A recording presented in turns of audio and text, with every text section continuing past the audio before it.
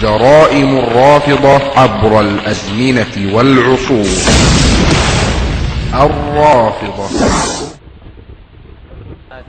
عدوة الله وعدوة أهل البيت.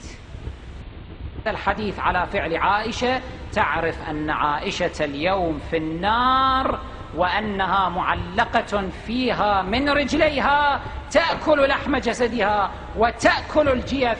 هذه هي سيدة نساء أهل النار.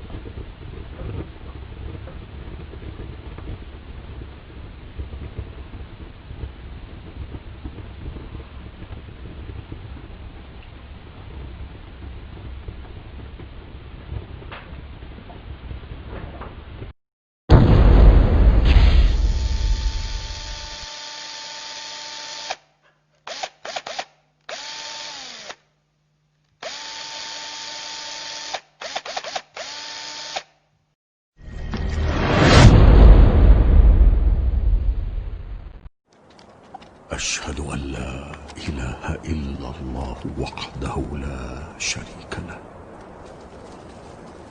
وأن محمدا عبده ورسوله.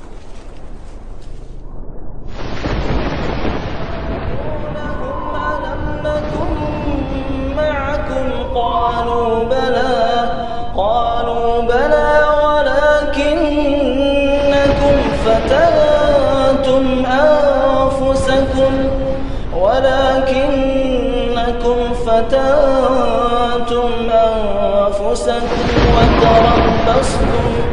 وتربصتم وارتبتم وغرتكم الأماني حتى جاء أمر الله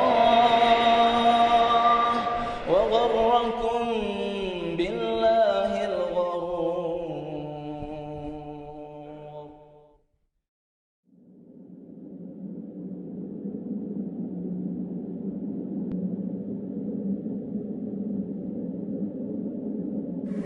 Dikatakan oleh Ibnu Katsir dalam Al-Bidayah wan Nihayah juz 8 halaman 152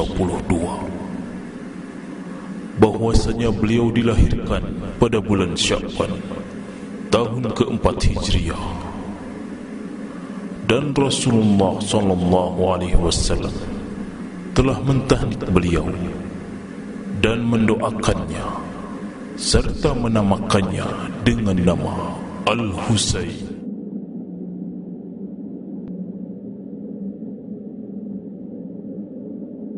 Beliau adalah salah satu putra dari Ali bin Abi Thalib radhiyallahu anhum, yakni cucu Rasulullah SAW dari anak perempuannya Fatimah radhiyallahu anha.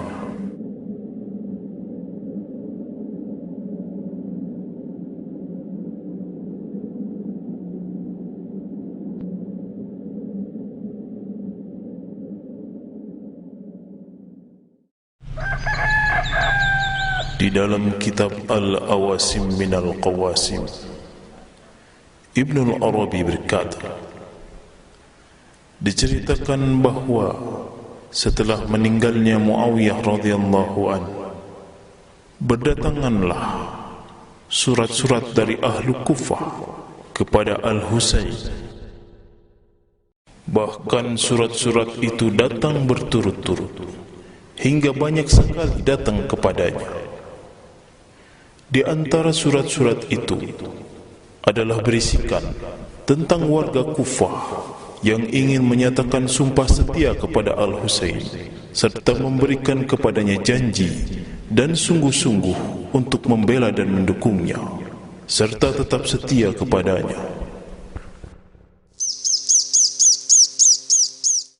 Sebagian besar warga Kufah tidak mempunyai keinginan untuk membela dan taat di bawah kekuasaan Yazid bin Muawiyah, yakni putra dari Muawiyah radhiyallahu anhu.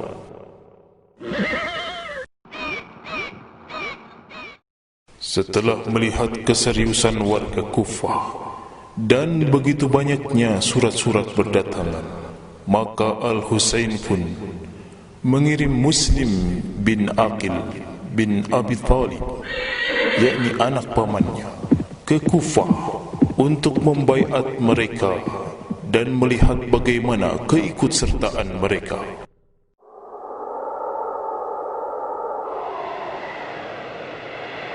Pada saat itulah Al-Husain membulatkan tekadnya untuk bersiap-siap berangkat menuju Kufah. Tidak lama kemudian datanglah Ibnu Abbas radhiyallahu anhu kepada Al-Husain, yakni seorang sahabat Rasulullah sallallahu alaihi wasallam yang paling alim saat itu, untuk memberikan nasihat kepada Al-Husain dan mengurungkan niatnya untuk pergi ke Kufah. Karena sesungguhnya warga Kufah dahulu pernah mengkhianati bapaknya dan saudaranya. Dan Ibnu Abbas pun memberikan nasihat untuk tidak membawa keluarganya untuk ikut serta pergi ke Kufah, dan berkata kepadanya, "Cukuplah bagimu ini sebagai peringatan bagi yang mau mengambil peringatan." Namun Al-Husain telah membulatkan tekadnya dan tetap melanjutkan perjalanannya ke Kufah. Bahkan beliau tidak mendengarkan nasihat orang yang paling alim pada zamannya, yakni Ibnu Abbas radhiyallahu anhu.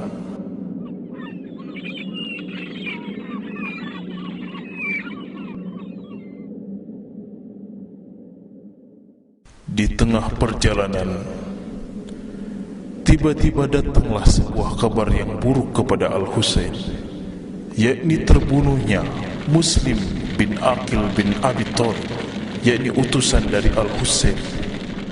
Dan Al-Husain pun mengkhawatirkan akan pengkhianatan dari warga Kufah.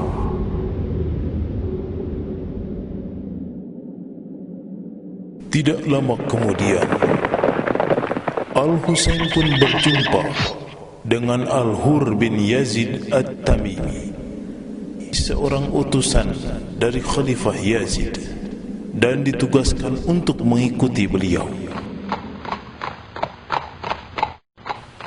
Maka saat itu pun beliau beristirahat serta berdiri untuk berkhutbah di hadapan pengikut-pengikutnya.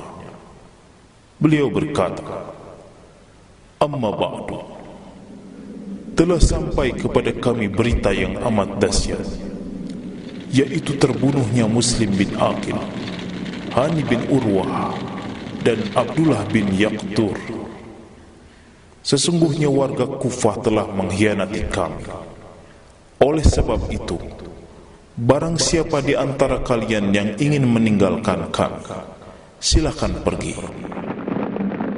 Maka berpencarlah pengikut-pengikut Al-Husain meninggalkannya. Mereka pergi ke jurusan kanan dan kiri. Maka yang tinggal bersama Al-Husain hanyalah orang-orang yang berangkat bersama dia dari Madinah dan sekelompok kecil dari orang-orang yang bergabung kepadanya.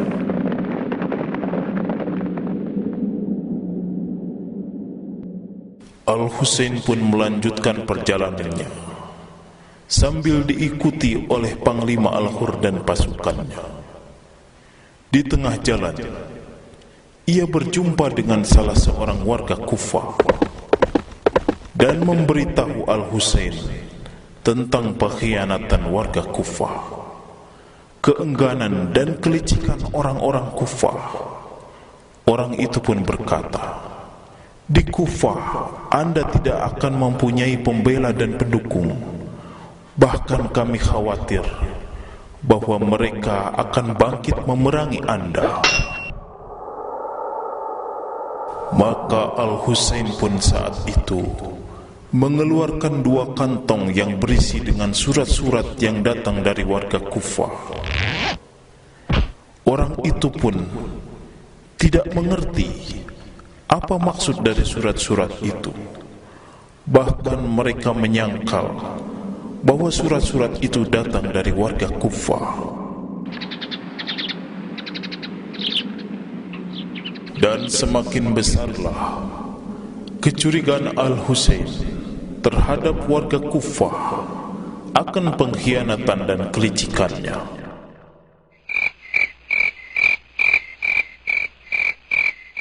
Kemudian Al-Husain pun meneruskan perjalanannya menuju Karbala. Pada saat itulah beliau melihat banyaknya segerombolan orang yang menghadangnya. Tidak lain mereka adalah segerombolan daripada warga Kufah, yakni Syiah Kufah.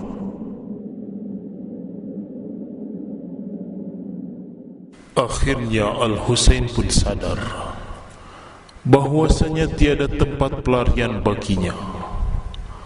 Lalu beliau berdoa, Allahumma ya Allah, berikanlah keputusan antara kami dan suatu kaum yang mengundang kami dengan janji membela kami, lalu mereka itu malah akan membunuh kami. Melihat keganjilan peristiwa ini, Panglima Al-Hur bin Yazid At-Tamimi yang mengikuti beliau akhirnya menjadi berbalik untuk membela beliau. Dalam keadaan terkepung, akhirnya Al-Husain meminta untuk dihadapkan kepada Khalifah Yazid atau dibawa untuk berjihad melawan orang-orang kafir atau kembali ke Mekah. Namun permintaan itu tidak dihiraukannya. Seseorang bernama Samardi Al-Jauzan mendorong Abdullah bin Ziyad untuk membunuhnya.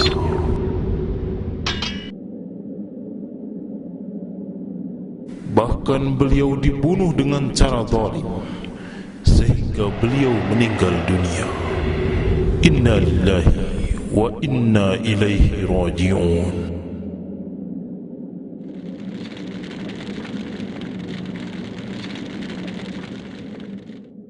Al-Husain pun terbunuh di Karbala di dekat Efrat, dan jasadnya dikubur di tempat terbunuhnya, sedangkan kepalanya dikirim ke hadapan Ubaidillah bin Ziyad di Kufah.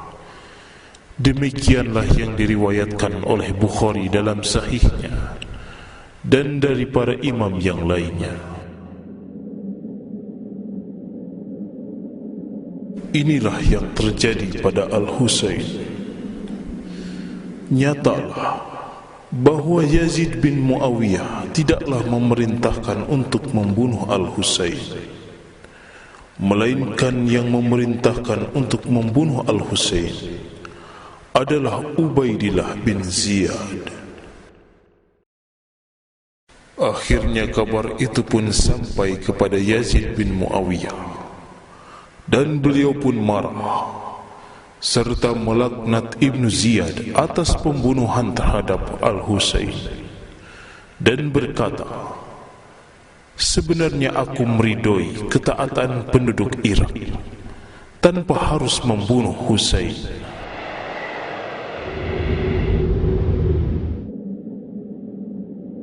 Beliau terbunuh pada hari Jumat, pada hari Asyura, yaitu pada bulan Muharram tahun 61 Hijriah, dalam usia 54 tahun 6 bulan. Semoga Allah merahmati Al-Husain dan mengampuni seluruh dosa-dosanya serta menerimanya sebagai syahid.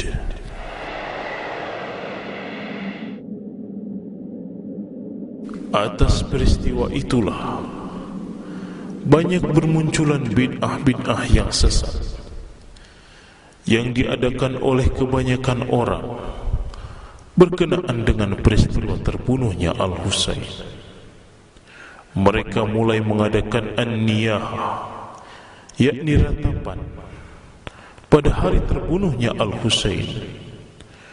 Bahkan mereka melakukan penyiksaan diri, mendolimi binatang-binatang ternak, mencaci maki para wali Allah, yakni para sahabat Rasulullah sallallahu alaihi wasallam. Bahkan mereka mengada-ngadakan kedustaan yang diatasnamakan Ahlul Bait serta kemungkaran-kemungkaran yang jelas dilarang dalam kitabullah dan sunnah Rasulullah sallallahu alaihi wasallam.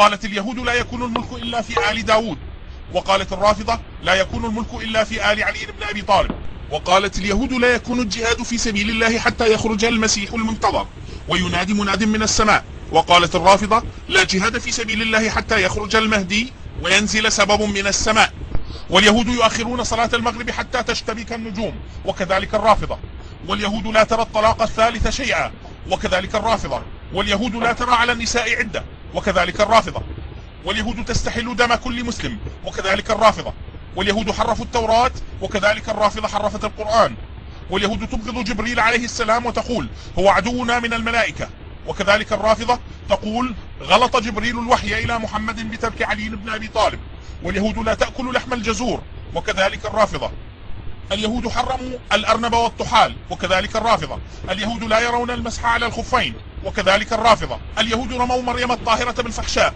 والرافضة قذفوا زوجة رسول الله صلى الله عليه وسلم أم المؤمنين عائشة رضي الله عنها المبرأة بصريح القرآن، وقد كفرهم بذلك الإمام مالك،